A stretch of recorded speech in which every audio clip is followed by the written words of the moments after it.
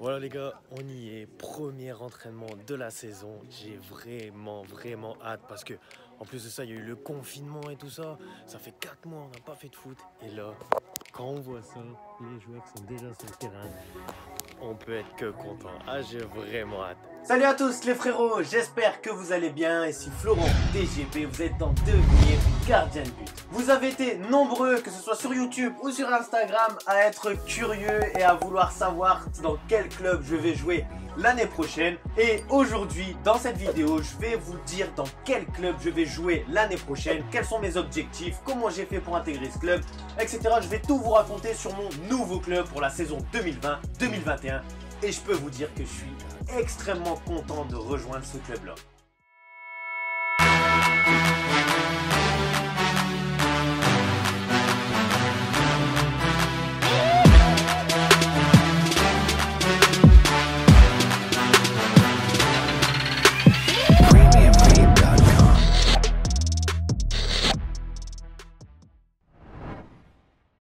Pour ceux qui me suivent depuis le début, vous savez dans quel club je jouais l'année dernière. Donc je jouais à la GESPO Comines Warneton dans le championnat belge. Oui, pour ceux qui sont nouveaux, je joue en Belgique, mais j'habite en France. Donc pour récapituler mes années précédentes, j'ai rejoint la GESPO Royal Comines Warneton, qui étaient en P3. P3, ça équivaut à l'avant-dernier niveau de Belgique. Eh ouais, fallait bien que je me relance, j'avais pas de club à ce moment-là. Et grâce à une excellente saison qu'on a fait avec mon équipe et surtout moi aussi, on a fini meilleure défense de tout le championnat et même de toute la province, P1, P2, P3, P4. Je peux vous dire, ça a été une superbe saison. Après, on va pas se mentir, hein, c'est plus facile d'être meilleure défense en P3 qu'en P1 ou dans les championnats nationaux.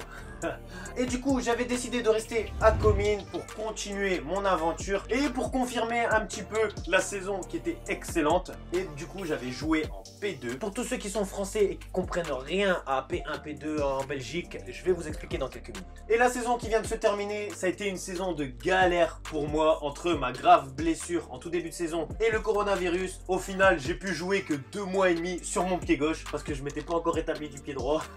Donc c'était vraiment une année de galère. Et du coup, grâce à mes belles prestations que j'ai pu faire cette année en P2, même sur mon pied gauche, et aussi grâce à mes dirigeants qui ont fait le nécessaire pour me trouver un club où je pouvais m'épanouir, j'ai enfin trouvé un club d'un très bon niveau.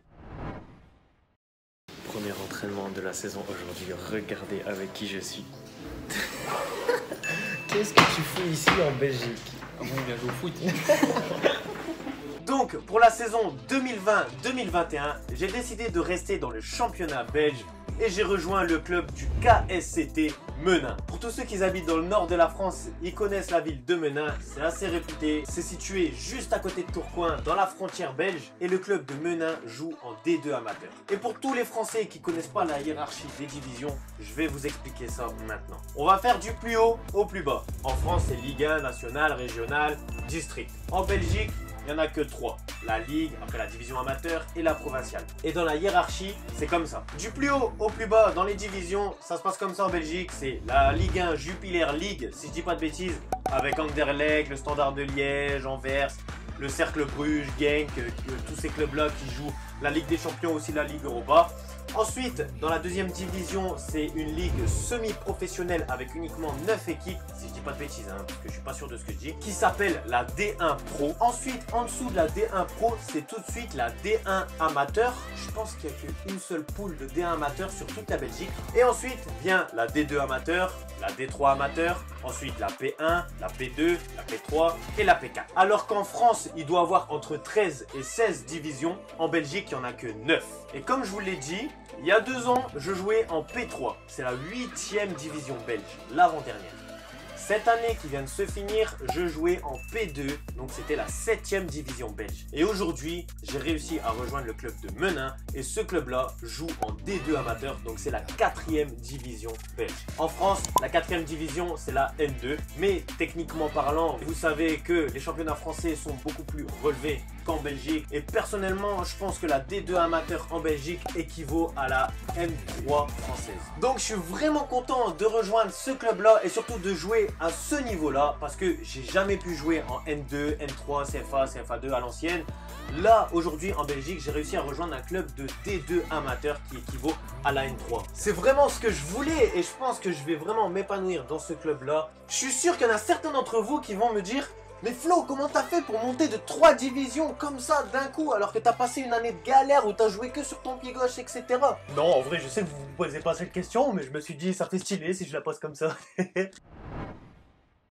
Non, en fait, sérieusement, comment j'ai fait pour rejoindre ce club-là qui est de 3 divisions au-dessus auquel je jouais? Ça paraît un peu énorme, c'est comme si que je suis en R3 et au final je me retrouve en N3. C'est beaucoup, l'écart entre ces deux clubs est énorme. En fait, c'est simple. Dès que j'ai rejoint le club de la GESPO Royal Comino Arneton, il y a 2 ans, je leur ai tout de suite dit ce que je pensais et je leur ai tout de suite montré mon ambition dans le football. Parce qu'ils avaient besoin d'un gardien, donc je pouvais me permettre de dire ce genre de choses. S'ils n'avaient pas besoin d'un gardien, je l'aurais pas dit, ou alors ils m'auraient dit vas-y dégage. Donc je me suis permis de leur dire mes ambitions, je leur ai dit je signe qu'une année et après je veux jouer au-dessus. C'était pour me relancer. Au final, c'est pas pour paraître prétentieux, mais on a fini meilleure défense parce que j'ai fait une superbe saison. Je pense que sans moi, ils auraient pas réussi à monter. Ensuite, l'année d'après, je me suis dit, ok, j'ai toujours pas de piston, j'ai toujours pas de connaissances, il y a personne qui me connaît encore en Belgique. Je me suis dit, je vais continuer à la GESPO en P2. Au final, j'ai fait une saison de merde et à la fin de la saison, à cause du coronavirus aussi, le club est redescendu en P3 et ça me fait bien chier. Mais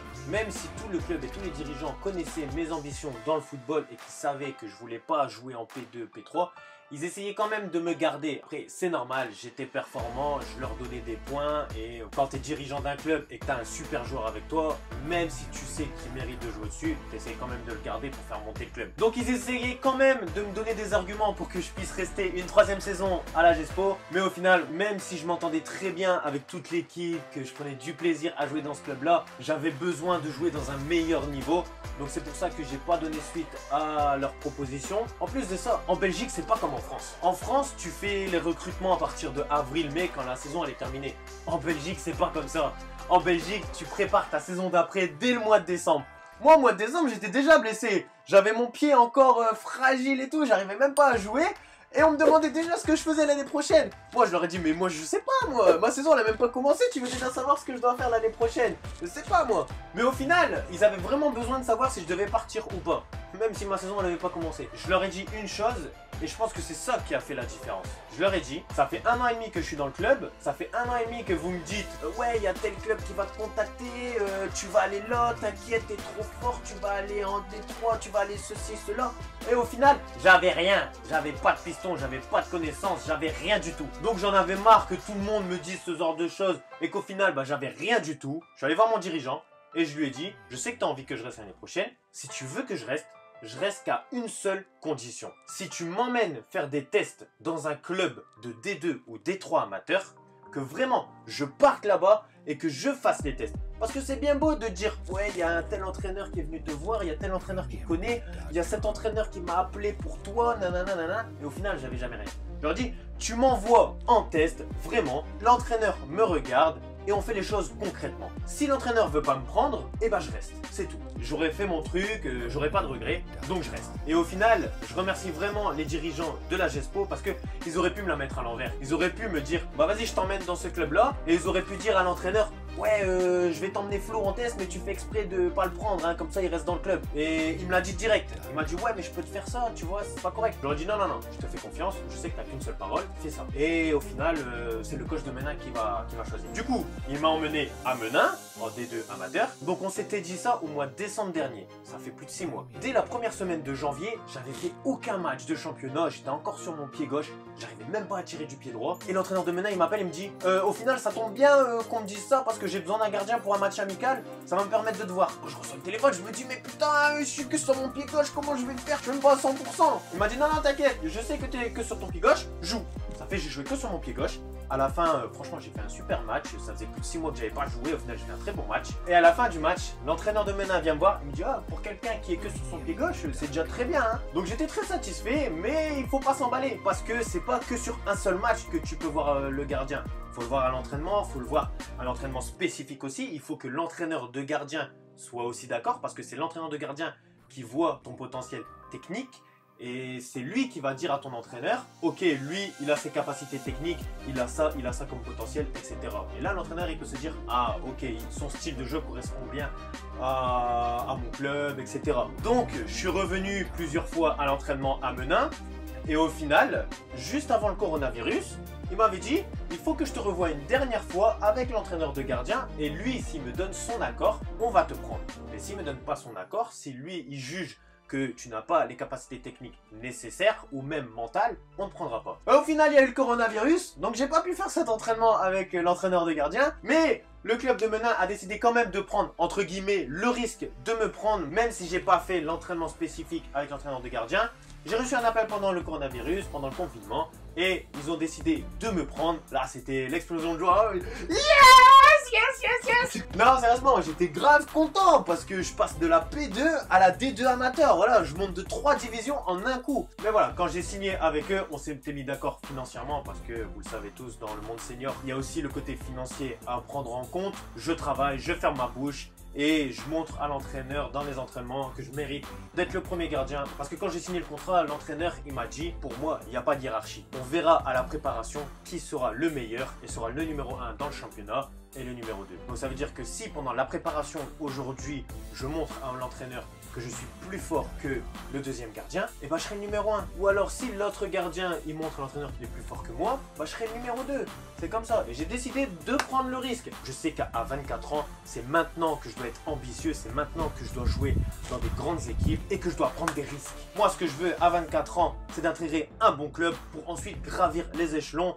Et pourquoi pas jouer en D1 amateur plus tard ou même D1 pro, on sait pas, on verra, on espère. D'ailleurs, dites-moi en commentaire hein, si vous pensez que je mérite de jouer en D1 amateur, D1 pro. Après, les vidéos YouTube, c'est pas comme en match. Il y en a beaucoup qui le savent pas, qui n'arrivent pas à assimiler les deux. Dans les vidéos YouTube, il y a que les plongeons, vous voyez que les plongeons. Certes, je suis plutôt doué aux plongeons, mais il y a les sorties aériennes, il y a la lecture de la trajectoire, il y a les sorties, il y a le jeu au pied, il y a l'analyse du jeu, le positionnement, la communication, le leadership, il y a plein de trucs à prendre en compte. Il y a surtout ça dans la tête, l'aspect mental qui est très important. Savoir gérer la pression, savoir faire abstraction des échecs, de tout ce qui t'entoure, etc. Mes objectifs pour la saison 2020-2021 avec Menin, à l'heure où je vous parle, on a déjà passé la première semaine de préparation et moi, ce que je veux, c'est d'être numéro 1 dans ce club-là. Je pense qu'on a 30 matchs de championnat cette saison. Je veux au moins jouer 20 matchs. Et ça va être très dur. Je sais, ça va être très dur. Je vais devoir travailler 2 fois plus que ce que j'avais fait l'année précédente. En plus de ça, avec tous les projets que j'ai à côté, entre le travail, les projets YouTube, les vidéos YouTube, sachant que je suis tout seul à tout faire. J'ai pas de monteur, j'ai pas de graphiste, j'ai pas de manager, j'ai pas de photographe. J'ai rien, il n'y a que moi, il n'y a rien du tout. Je passe des heures et des heures et des heures à faire du montage. Donc pour ça, bah je sais pas si je vais devoir passer à une vidéo par semaine, si j'aurai moins de temps parce que je vais passer plus de temps sur le terrain. Ça je sais pas. J'espère que je vais bien réussir à gérer tout ça. Bah aussi que je vais trouver une personne qui pourra m'aider et pour pouvoir gagner du temps à faire des vidéos YouTube, etc. Et voilà les gars. Aujourd'hui, vous savez dans quel club je joue, dans quelle division je vais jouer, quels sont mes objectifs et surtout...